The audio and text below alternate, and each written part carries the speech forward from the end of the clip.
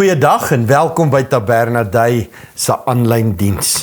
Ek gaan vandag so 'n bietjie met jou praat, maar ek wil hê jy moet my eintlik help preek oor 'n gesonde kerk. Ons kom nou net uit Pinkster uit en ek wil so half die storie optel net na die uitstorting van die Heilige Gees, hoe die vroeë Handelinge kerk aan ons beskryf word. Nou, ek is nou op 'n ouderdom waar daar nou so hier en daar 'n pilletjie deel van my lewe geword het vir 'n bloeddruk hier en cholesterol daar of wat ook al.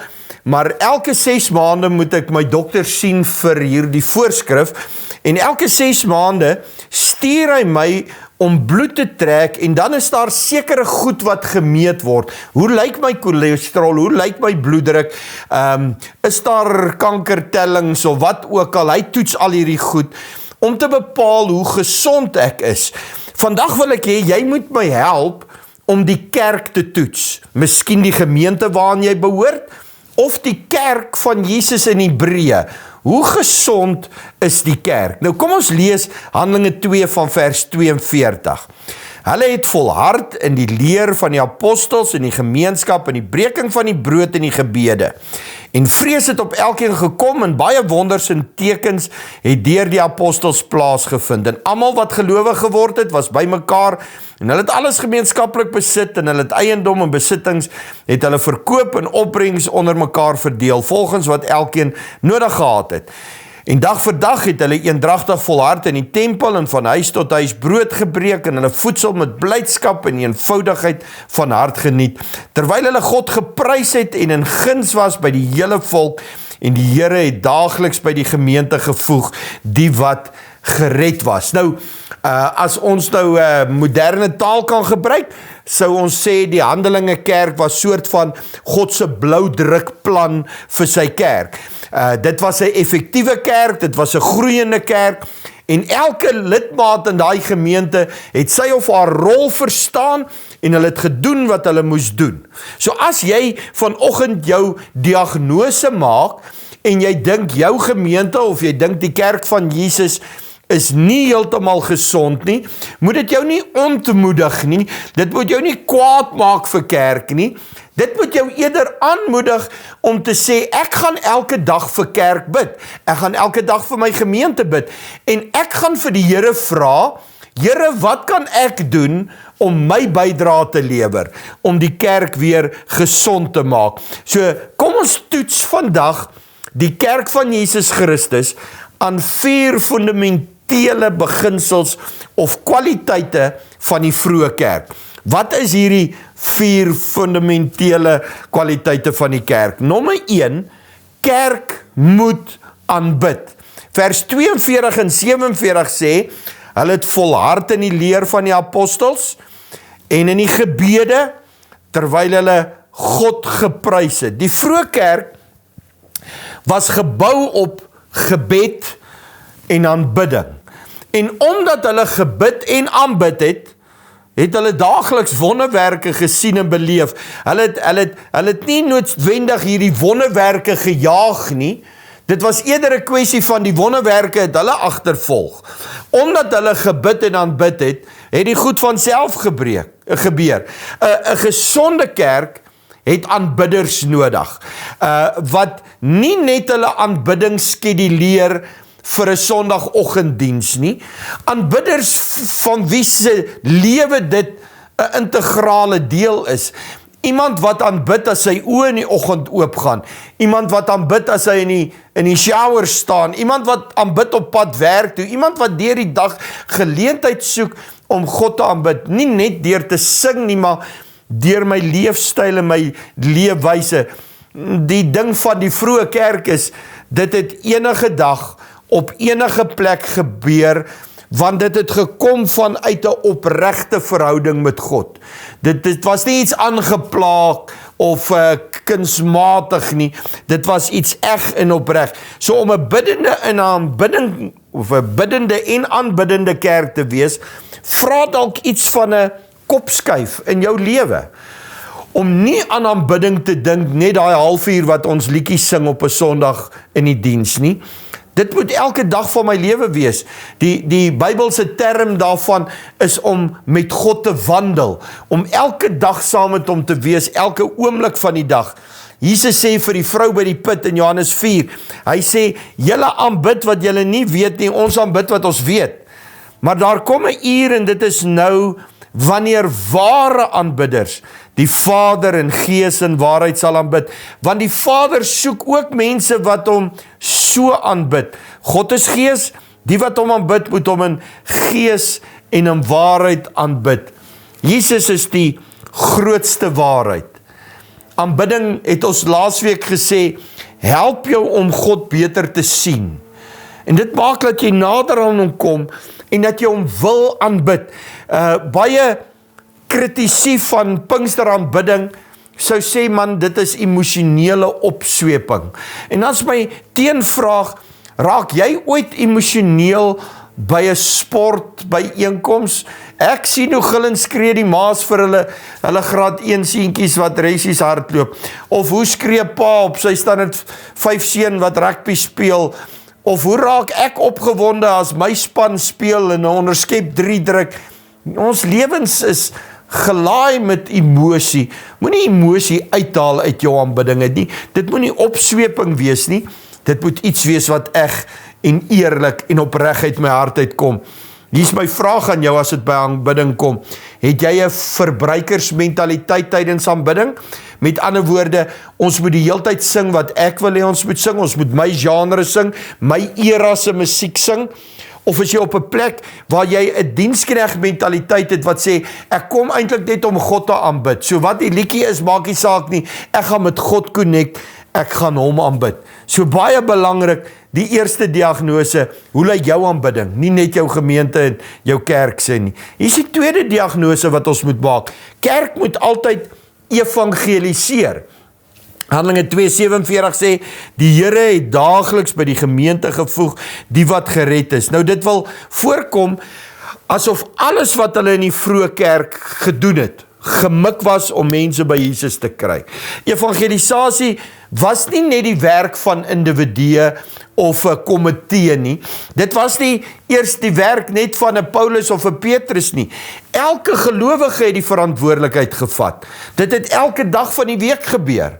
So in ons konteks, as jy gaan sit en wag dat jou pastoor, jou dominee, die kerkraad, die sendingkomitee, dat hulle mense moet evangeliseer, gaan die werk nooit gedoen word nie, want dit was nooit individue se verantwoordelikheid wat in sekere posisies was alleen nie. Ja, dit is my verantwoordelikheid, maar nie omdat ek die pastoor is nie, omdat ek 'n gelowige is.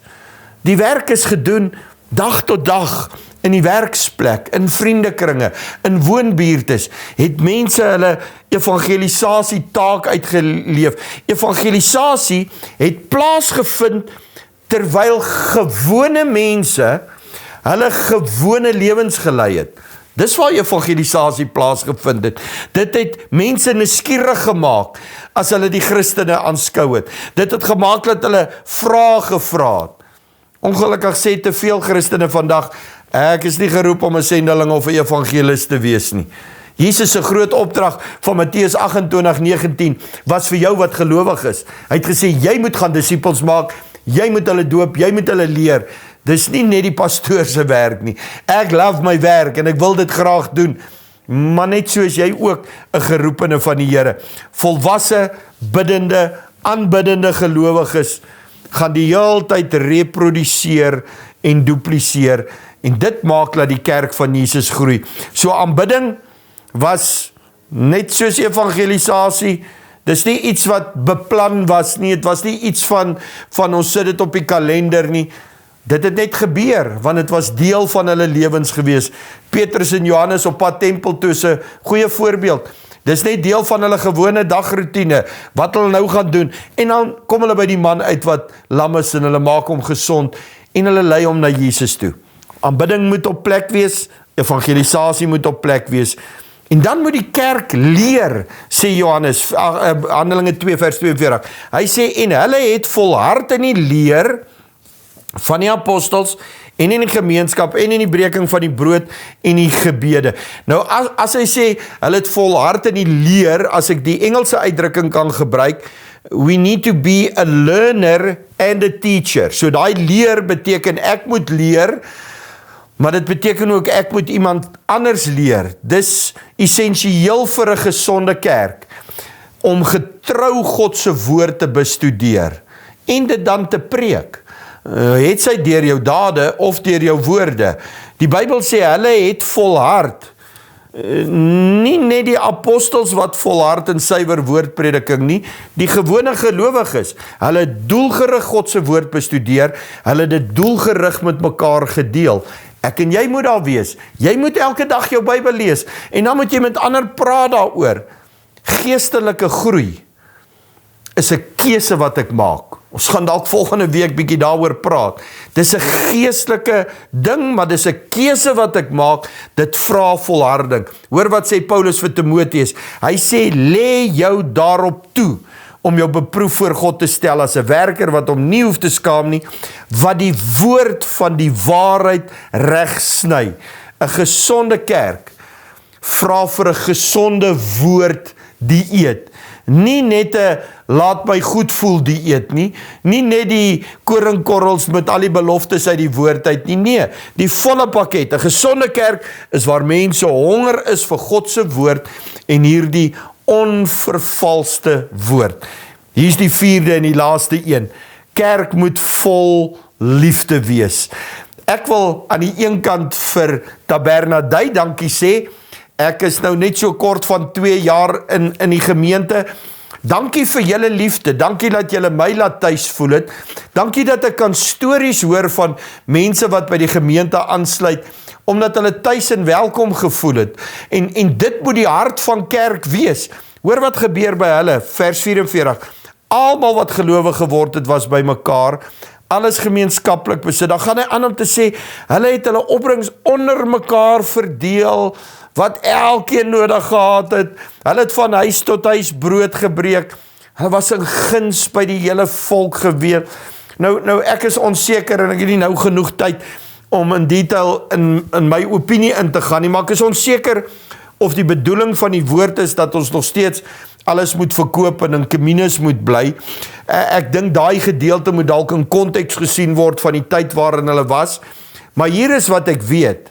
Jesus sê, as jy vir God lief is, sal jy jou naaste lief hê. As jy God wil dien, sal jy ander mense dien. Jou liefde vir God word die beste bewys as jy dit wat jy het met ander deel. As jy jou tyd, jou geld, jou liefde, jou besittings met ander mense deel. Dit was hierdie liefde wat so sigbaar was vir ongelowige mense, dat dit hulle aangetrek het. Om liefde vir mekaar te hê, is 'n trekpleister vir ongelowige mense.